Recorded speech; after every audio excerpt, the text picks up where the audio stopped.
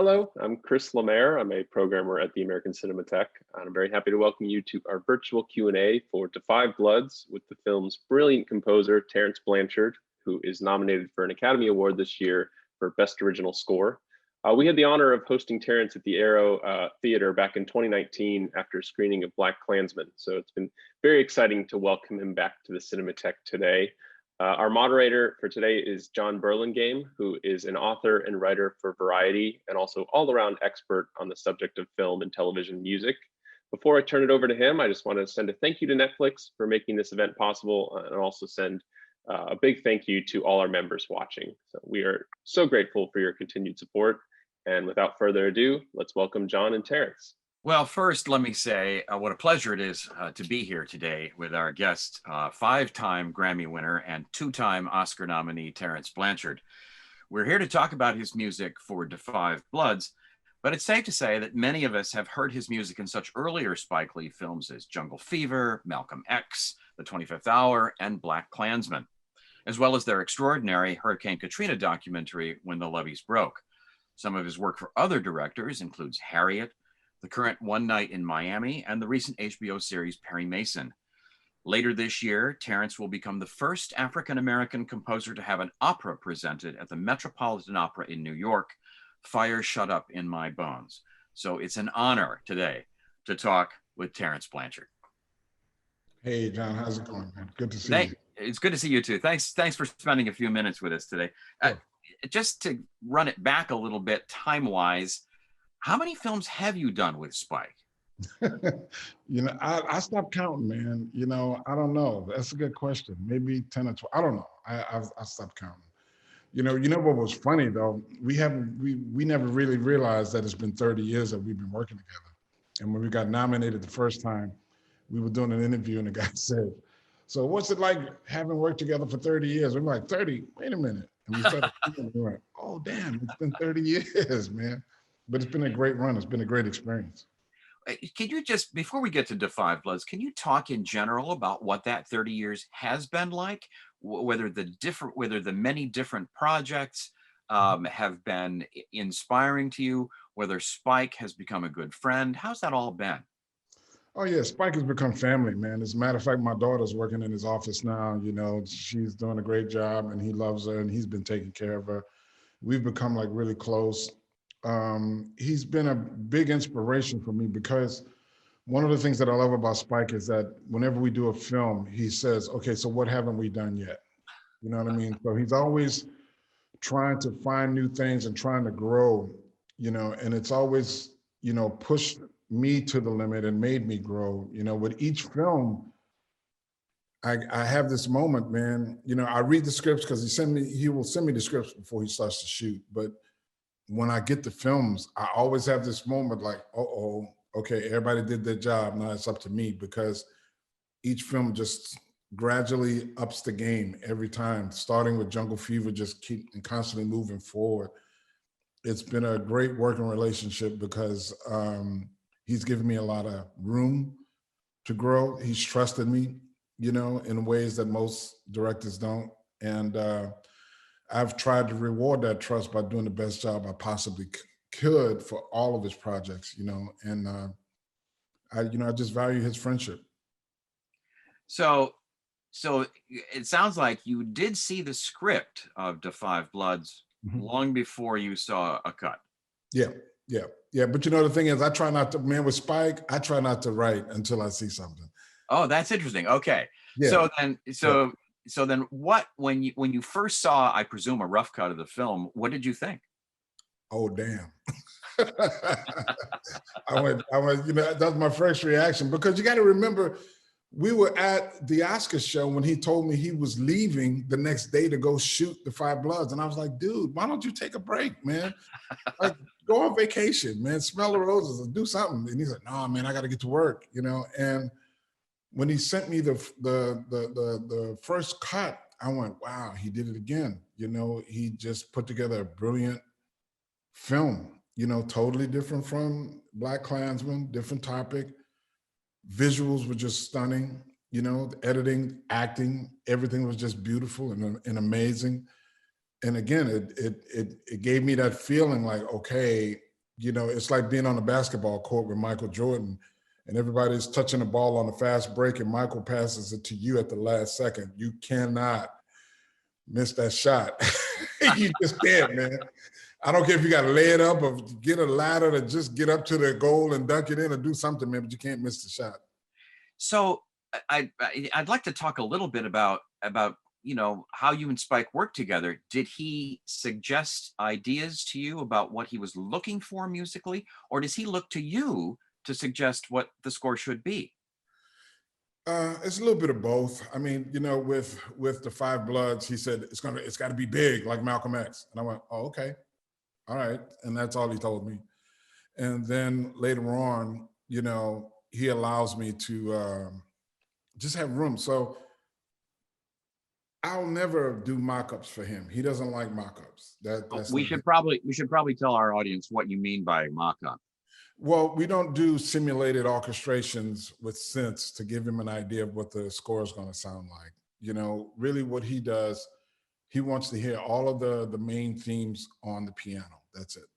You know, and once he hears things on the piano, you know, then he'll start to assign things and he'll say, oh, okay, I like this for this, I like this for that. And then the rest of it's up to me, you know, so that's what I mean by he gives me a ton of room to create, you know. And the thing about what he does, look, man, he's created a style cinematically that is a definite thing, you know. And over the years since we've worked together, it's gotten to the point now where, you know, he'll send me footage and I go, okay, I know what that needs. You know, and it doesn't work like that with other directors, for me at least. You know, I'll have an idea about things, but I want to run it by them and get their input. With Spike, you know, I just go, okay, I know what this is, let's go. And he doesn't really hear anything until we get to the stage. You know what I mean? So when somebody has that type of trust in you, man, you check everything 3 or 4 times to make sure that it's right and that it's working for the scene. You know, so does that mean that you maybe took a little time to create the main themes and then ran them by Spike? And if so, what are those main themes? It's not necessarily the main themes, it's the orchestrations, you know what I mean? So the main themes, you know, I know he's in love with strong melodic content. So if I come up with some things, I'm trying to make sure that what I write will harmonically and melodically fit what's going on the screen, you know. And I'll send him, I don't know, man, maybe 7 or 8 things, you know, and then he'll just start to assign them all over the place. But the rest of it, the hard part is, okay, and that's what I think the job of a composer is. The hard part is to take those things and then expand them for the film. You know, for example, so when you look at the first piece of score, which is the gunfight in the helicopter, we call it What This Mission Is About. That's the name of the cue. I literally just took 3 days just to plot that thing out on the piano melodically and harmonically to make sure that it worked, you know, because I know Spike, I made the mistake one time when we were doing Miracle at St. Anna. I really scored the opening battle like a battle sequence, man. And I was really excited about it because it was the first time I got a chance to do that. I had all these drums going and all the syncopation, and Spike was like, "Nah, bro, no. You know, that was one of the first times I had to rewrite something for him. You know, he says, "No, I want it to be more operatic, more melodic." So with this, I knew that. I knew going in, don't score that action that way. Just think of it in operatic terms. Make these guys, you know, think of it in heroic terms. But the issue is when you have that snippet of an idea and it has to go for 4 or 5 minutes, you have to mangle that thing and turn it upside down and move it around and make sure that it's matching the energy on the screen. So that took me about 3 days to do with that first thing, just to do it on the piano. And then the orchestration took another 2 days. But that was the harder part, was the orchestration.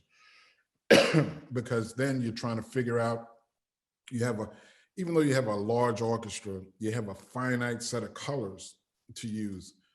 And when the battle sequence starts, you just can't have brass playing all the way through. First of all, you're going to tire them out. and they're not gonna want to work for you anymore. You know? But the other thing too is just sonically, you want to move those ideas around so it can keep people's interest as the scene unfolds. So, because this is about four guys going back to Vietnam to accomplish a couple of goals, Mhm. did the music in any sense need to be American sounding or Vietnamese sounding? Did national colors have to play a part at all? Well, for me, they do. I mean, and it's interesting. I've fallen in love with doing military films. I mean, because being a brass player, there's a certain type of harmonic colors that I use in motion that I might use. And what I mean by that is like the harmonic colors themselves are very like kind of what we use fifths and fourths that have like a really kind of like strong kind of color. It's not a major chord, it's not a minor. It's just like this one thing that's like really powerful. But then to move it around, that always becomes the interesting thing for me. So I felt that it needed that, obviously, you know, but then there were moments and times where, you know, we are over there and I wanted to have some of that influence in the film. So that's where I brought in the Duke. We didn't do a lot of those instruments because with Spike, you know, Spike, if you watch Spike's films, he has a way of setting the tone and giving you a feel for where you are with the source material. You know, so what, you know, when Marvin Gaye comes in to play in this film, it just sets the tone for Vietnam. You know what I mean? And you hear it in certain situations and it just lets you know, okay, this is what was happening in the 70s. So there's no need for me to sit down and try to recreate that. Spike's thing with me has always been he wants to broaden the experience for everybody to be able to enjoy. And not only broaden it, but he wants people to walk away, you know, humming those themes and having those themes connect to the film. Yeah, I must say that I think this is some of the best use of song material that Spike's ever done, because those Marvin Gaye songs not only put us in the period, but Marvin was talking about subjects that mattered at the time, which of course is you know, and Spike is, if nothing else, an important political filmmaker. You know, John, you know, man, that's a really great point, because, you know, what was interesting about it to me, relating it to what's going on in our country now, you know, I wrote this op-ed piece about it because it was an astonishing thing to witness how some people will listen to what's going on and really, really didn't understand what the song was about. You know, love the song, can sing all of the words, but took it out of context, you know? And I kind of liken that to what's happening politically in the country. You know, there are a lot of people who are very sympathetic to the causes of oppressed people in this country, and they know all of the reality of it, but truly don't understand the meaning of the words of the song just yet. You know what I mean? And it was an eye-opening thing because it hit me once the Five Bloods was released, because a few people who are friends of mine had come up to me and said, man, I love that song for years, and I never really put it in the context. And that's what started me down the road of thinking that way, you know? And it's interesting because it shows how long we've been struggling with these issues in this country. If this is a song by Marvin Gaye that was done how many years ago, how many decades ago, talking about the same issues we're dealing with today. Yeah, yeah. You did mention the instrument, the duduk, which is to me a fascinating element in your score. I wonder if you could tell us what that is, because it's a fairly unusual instrument, and why you wanted to use it. Well, I wanted to, well, first of all, it's a double reeded instrument, which means it has two reeds on both sides, and it's a difficult instrument to play. I would never, ever try to attempt to do it. But Pedro Stache, who's the guy who played on the score, he's amazing, man. This dude he is something else. He had such a beautiful tone, and I'd used him on something else, on another film, and I thought having him not only would the sound of that double reeded wind instrument give us the flavor of Vietnam, but also his personality and the way that he played would add so much character to the scenes. You know, that's one of the things about being a composer you have to realize too, is like I could put the notes on the page, but that's all they are until somebody can breathe life into them. And you want to have the right people in place, man, who really have a talent for that. And Pedro, man, he's just phenomenal. And also, you had a pretty big orchestra. Can you tell us how big it was, and why that big an orchestral sound was helpful to the storytelling? Well, we used about 96 people in the orchestra, and we just wanted to have a really grand sound for the film. We didn't want, you know, historically in America with the military films, you know, they've had such like very powerful, you know, orchestrations behind them. And we didn't want to cheapen, you know, this story by taking another approach. And that's the beautiful thing that I love about Spike, is like the different approach that he had to it is that he brought in the Marvin Gaye stuff, but that he understood how important the score could be to broadening the experience for everybody. So that's when he told me, he said, look, man, and when he said it has to be big, I went, okay, you know, and this is the cool thing about Spike, a lot of people need to know. When he's shooting, when he's in production, he's saving money for post-production. Wow. Yeah, he's already thinking about it. You know what I mean? It's already on his mind. I wish other filmmakers did that. Me too. No, but I'm, you know, because I remember him having a discussion with one of his producers saying that, you know, we need to save this money for Terrence and the orchestra.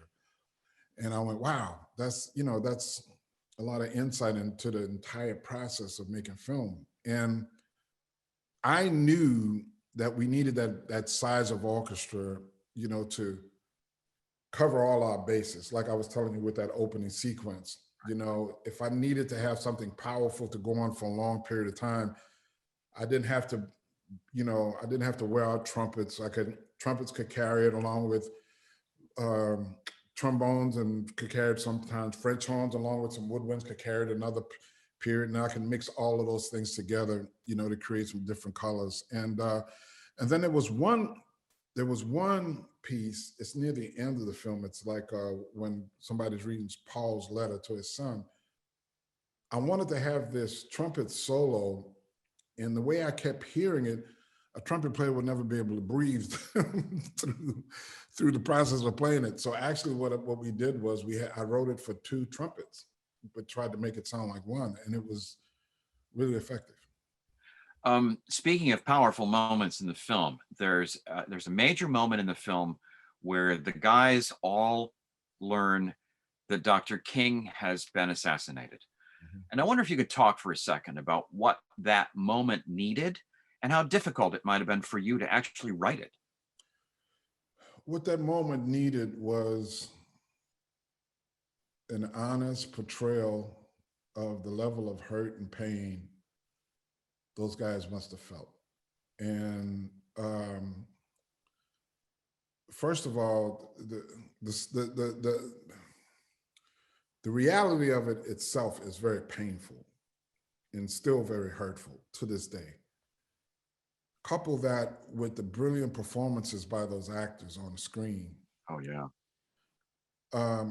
I cried just watching it before I even wrote it, you know, because I couldn't imagine what it was like, you know, putting your life on the line for a country that would kill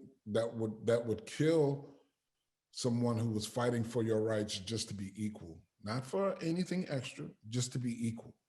And I tried to write a piece of music that would really exemplify exactly that feeling.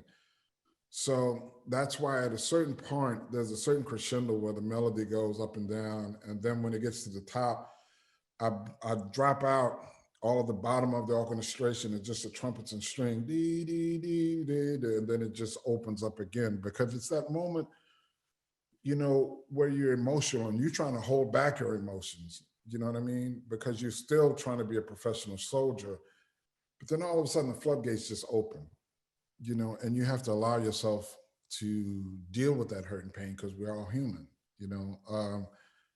And that's one of the scenes where I watched a lot before I even thought about writing the music for it, because I wanted to take it all in, because you know, the reality of that, I mean, the thing I kept thinking about was, okay, this is a film.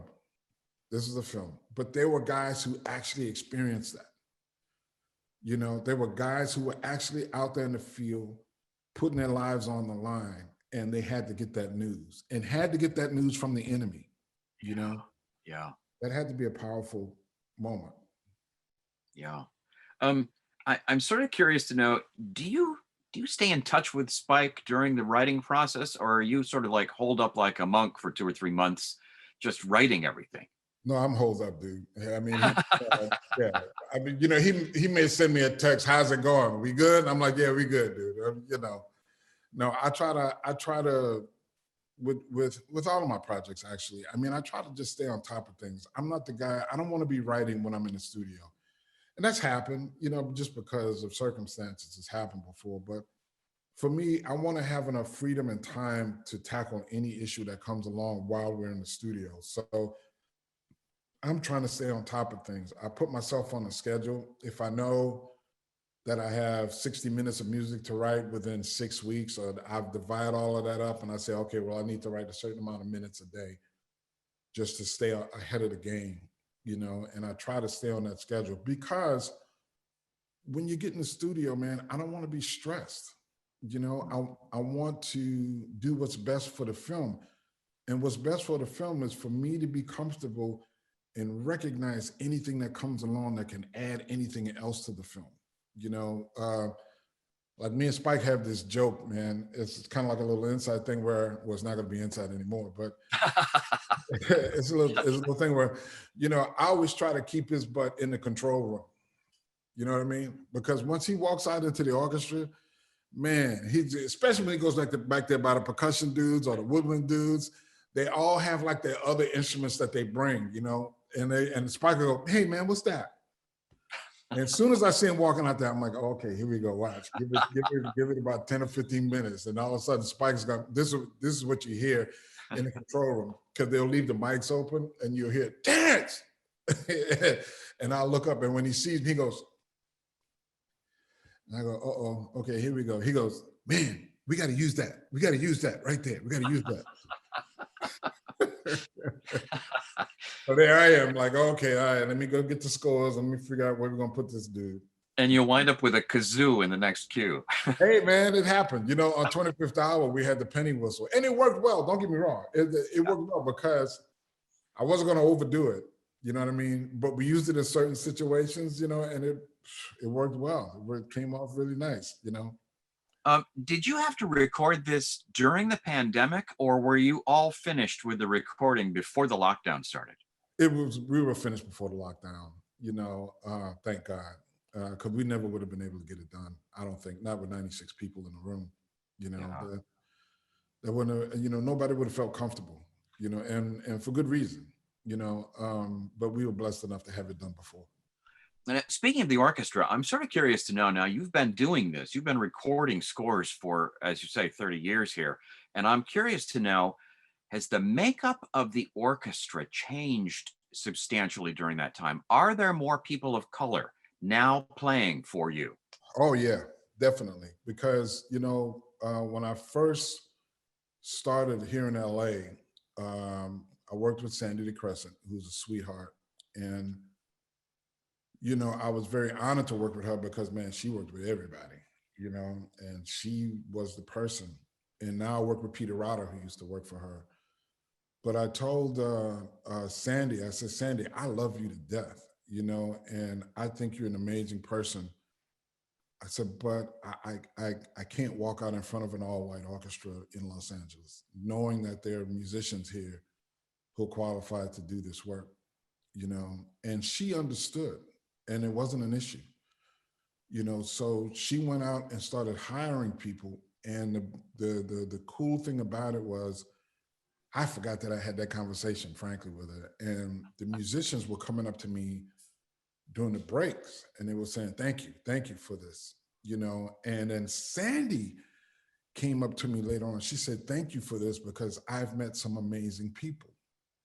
And it's just started to grow and grow and grow as a result. And so when we did the Five Bloods, man, there were some young kids who came from all over the country to be a part of the session. A couple of guys drove from New York City. Some people came, I think, from Chicago. I think somebody else came from Oregon or Seattle, somewhere up there. And they all came to be a part of the session. And it was interesting because, you know, we all had to, they all wanted to take a picture with me, you know, during the break. And it was, you know, one of the first times, I was the only one standing there with gray hair. I'm like, damn, okay, this time has moved on. I think that's great, though. That speaks well for both your contractor, Peter Rotter, and for how times have changed, I guess. Yeah, and listen, it's changed because those musicians are bringing something to the table, you know what I mean? And they're also gaining experience, you know, and it's been a beautiful thing. One of the things about anybody that probably worked on any of the Spike Lee sessions, they'll tell you, man, we don't try to keep a tense working environment. We try to keep it very relaxed. We want it's music, man. It's music. We want everybody to come in and have a good time. We want everybody to feel like they can contribute. And listen, there are times when certain section leaders will come up to me and say, hey, man, did you think about this and blah, blah, blah. And it's gotten, that part has gotten to the point where, you know, I was making a joke about it. Sometimes when we do a playback, man, I look like Tiger Woods in an ESPN commercial with all the people trailing behind him. You know, because I'll walk in and I got to hold the door for like 5 or 6 dudes coming in behind. And they're all section leaders from different parts of the orchestra, but they come in and they listen to the playbacks themselves. And when they listen to the playbacks, you know, they'll either pull me aside and have suggestions, or they'll go to their sections. And so we try to keep it open for it because we want to get the best results possible, man. And I take the attitude that I don't know it all. I'm not a person that it has to be my way or the highway. It's not that at all. If you have something that's going to add to what it is that we're doing, we're all open to hear it. I wonder if that has something to do with your jazz background, the fact that you sort of came from the jazz world, and that was all about, you know, interacting and, you know, taking one solo to a new place and all that sort of thing. Oh, it definitely does, because, man, you know how many times, you know, I've been playing with great musicians and we record material and people, you know, will listen to it and think that it was me. And I'm like, no, that was I mean, thank you, but no. There's a version of Footprints, Wayne Shorter's tune, that the young kids have been playing a lot. And it starts out with this groove, bump, bump, bump, bump, bing, right? And everybody thinks that this, man, Terence is arranging the Footprints. And I'm like, dude, I can't take credit for it. That's the guys in the band. As a matter of fact, it's a funny story. I had an appendicitis and I was taken off the road, and those guys had to continue on and do the tour. And when I got healthy enough to come back to the band, I called Footprints one night and they started playing this groove. And I went, no, Footprints. And the saxophone player in the band goes, yeah, just play the melody. You'll dig it. And I went, what? They had moved on. They had moved on, dude. They was like, yeah, no, we're not doing that no more, man. We got something else for you. When you sort of graduated from Spike's trumpet player to his composer,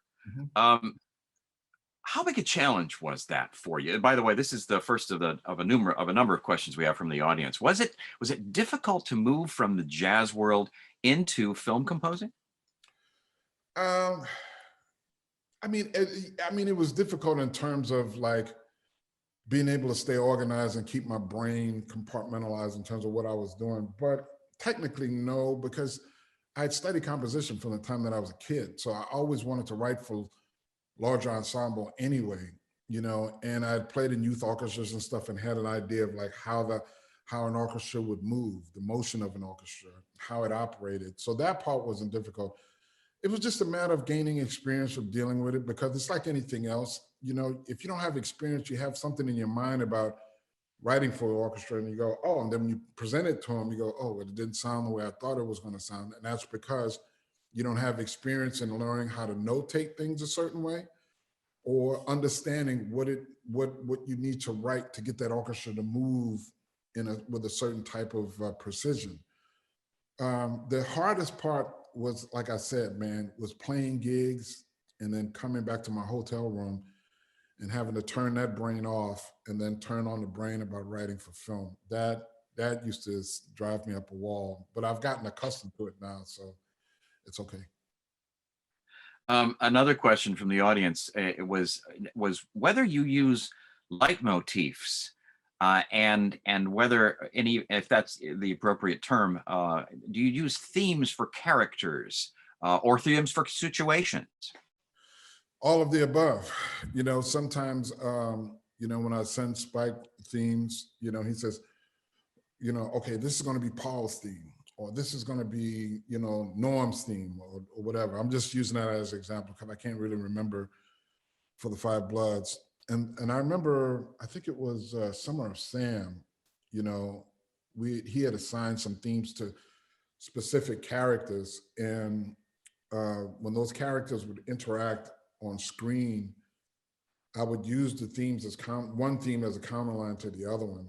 And man, the first time he heard that, man, he flipped. He's, man, I love that. I love how you do that. The next thing you know, we did a film. I can't remember the other film. We did another one after that, and a similar situation came up. And he goes, "I want you to do that thing. You know that thing where they?" And I go, "Yeah, I got you. I know exactly what you're talking about." Here's another audience question. What workspace do you find most conducive to creativity? Right here. Oh. Right here. So it doesn't matter where you are? No, I mean, just as long as I have the tools to work with, you know what I mean? That's the main thing.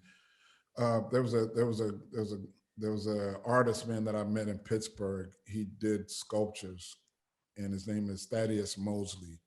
Thaddeus Mosley would do these huge wooden sculptures, man, that would be like 7 to 10 feet tall. And Thaddeus was about 5'3" himself.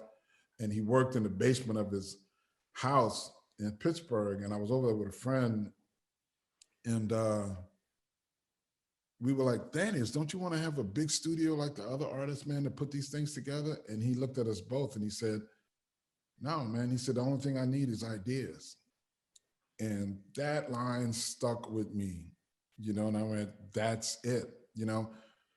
Sometimes we put too much emphasis on having the right place or being comfortable. No, it's literally like, if I'm working right here, right now in this kitchen, and I have the film up on the screen, all I see is the film.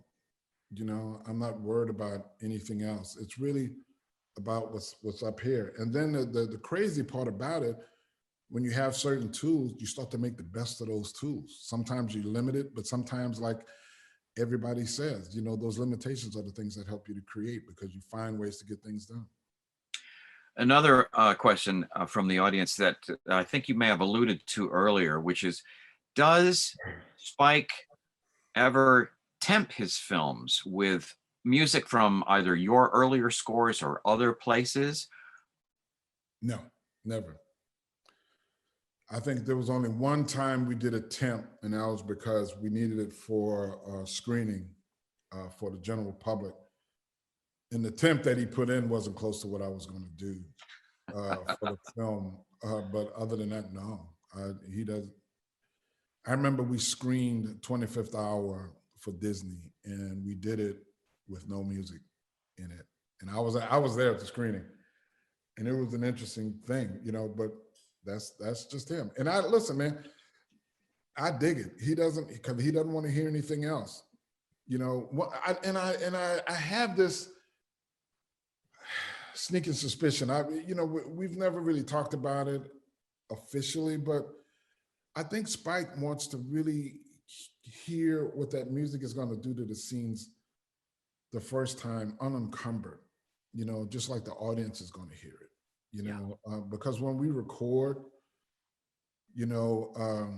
we give him the 2 faders, you know, once we record, we give him the one that has the entire orchestra on the 1 fader automated, and then we give him the dialogue. And because when, you know, I'll say, hey man, I think we got to take. He said, you good? You good?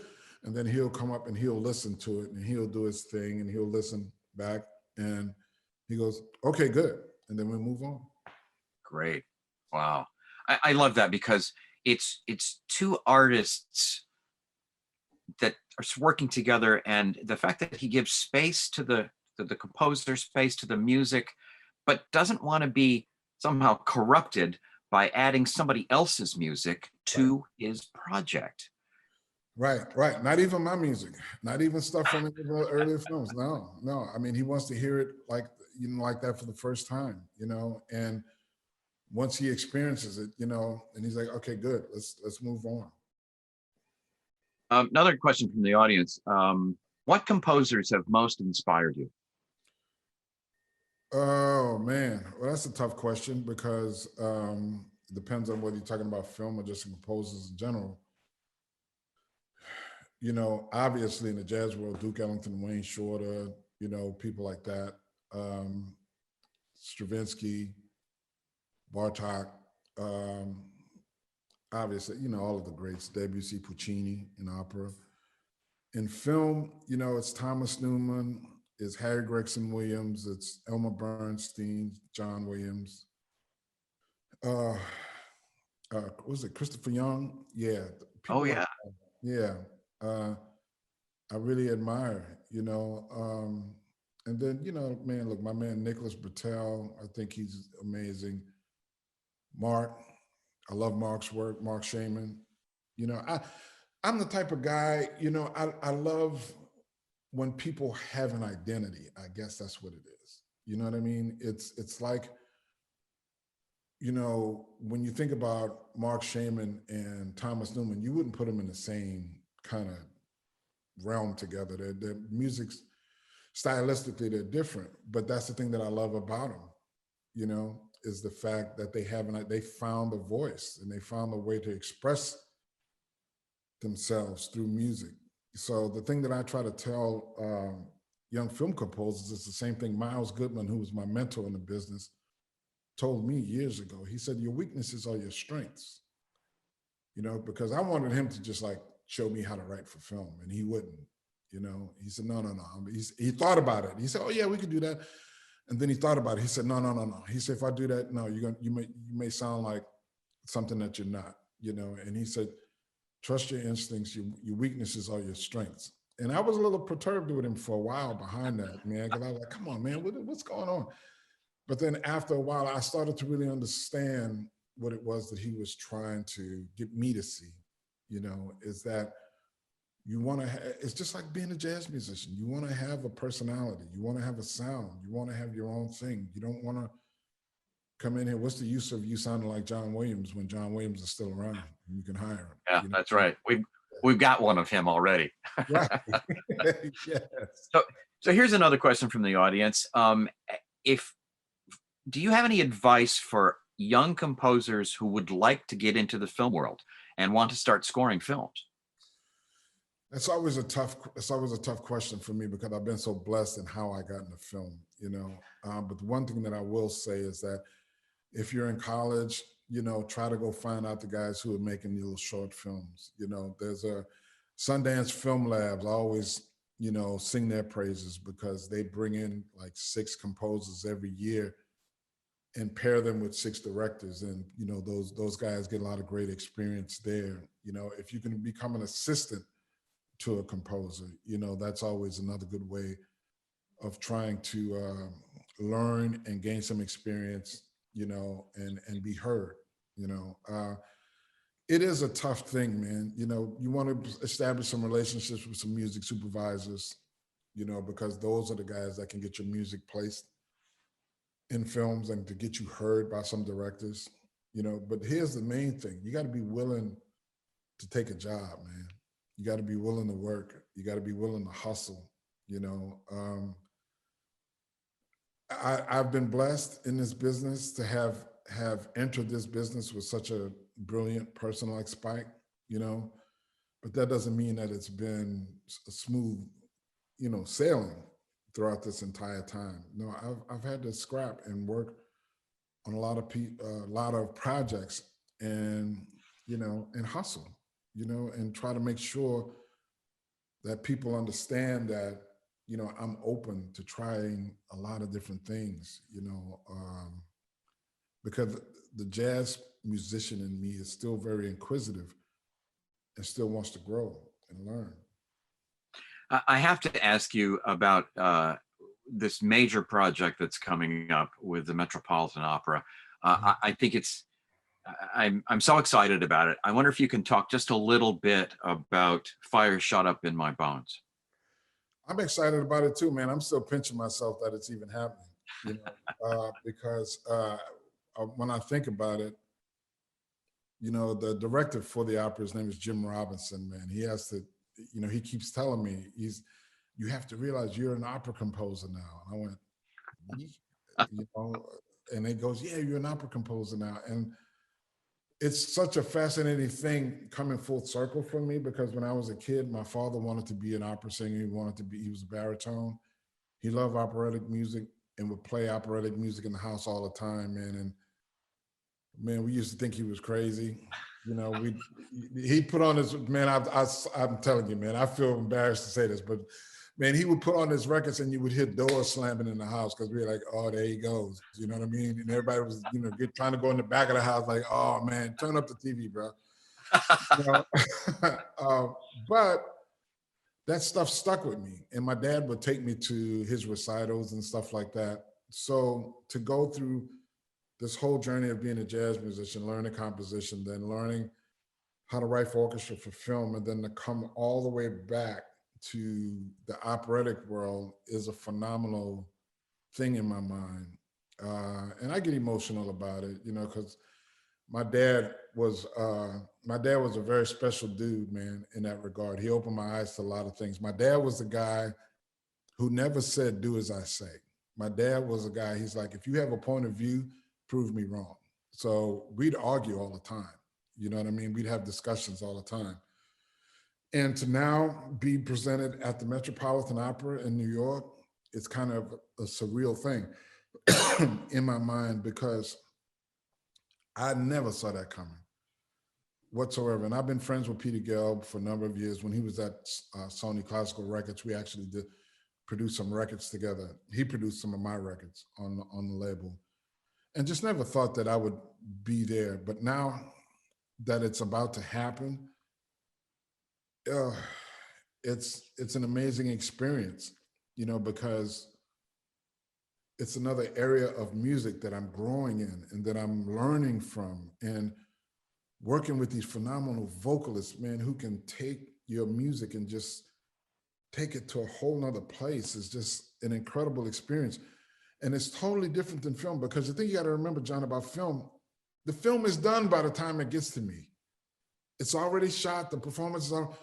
What happens in opera, which is really freaky, is that you sit in a room and you're writing all of these lines to these, you're writing melodic lines to the libretto, and you're having this thing in your mind, boom, boom, boom, boom, boom. Then all of a sudden, there are actual people on stage singing what you wrote, moving around and acting. And then there's lighting guys, and it's a crazy experience, man. I've been telling people, I think for a large segment of our culture, they've missed out on the beauty of opera because of the stereotypical view of what opera is, and I've fallen prey to that too early in my career. But now I look at it as the highest form of musical theater that you can experience, and I feel very blessed to be working with some phenomenal musicians, man. So I'm just very lucky. Well, it's very exciting, and we're thrilled, but we're equally thrilled about the fact that your career continues to be jazz and film and the concert world. I mean, it's so broad now, and you can do many, many different things, and we're all excited for all of it. It's pretty funny, man, because there've been people who kind of knew me as a film composer, and they would come to my shows and they were expecting film music. And they'd be like, wait a minute, man, I didn't know you did this, you know? I've been blessed, man. I've been lucky, you know? Listen, that's why I try not to say, you know, this is my bag or this is what I do. No, you know, this is what I've been doing right now. You know, it all may change. Hopefully it will change. You know, Miles Davis, you know, is my hero.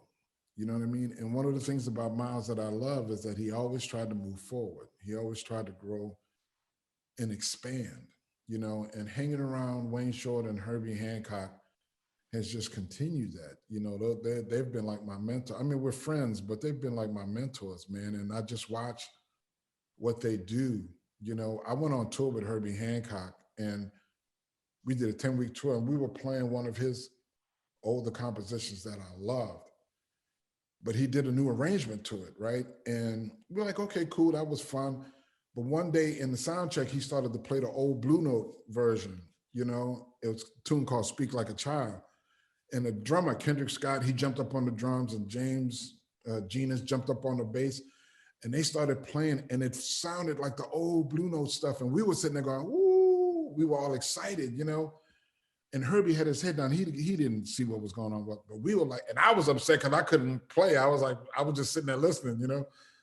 And when he finished, he just jumped up. He goes, man, that just sounds so old to me. And we were like, oh, damn. You know what I mean? There was a lesson in that. Like he still could do it. And he was like, you know, there was no doubt about any of that. But for him, he had moved on. And that was just another lesson for me to learn about how life is a constant thing about moving forward. My trumpet teacher, I'll just say this and I'll stop. My trumpet teacher used to tell me this, man. He said, look, you're never standing still in life. You're never standing still because the world is moving forward. So when you think you're standing still, you're actually moving backward. You know, so you need to move forward just to keep pace. Wow. I need to remember that. Well, listen, Terence, we're so excited, not only for the success of To Five Bloods, but looking forward to the opera. And in fact, looking forward to everything that you're doing. So I just want to say thank you to Terence Blanchard and thank you to the American Cinematheque for letting us do this today. Hey, man, John, it's always great talking to you, man. I love talking to you every time, man. Thank you for having me. It's been beautiful. You bet. And so, Chris, I'll throw it back to you. Thank you, John. Terence, this was such a inspiring conversation. Thank you so much for your time. And it was such a treat to dive into this incredible score. So again, congratulations on your nomination. Thank you, John, for leading this today. And then lastly, thank you to our wonderful audience for tuning in and sending in some really fun, amazing questions.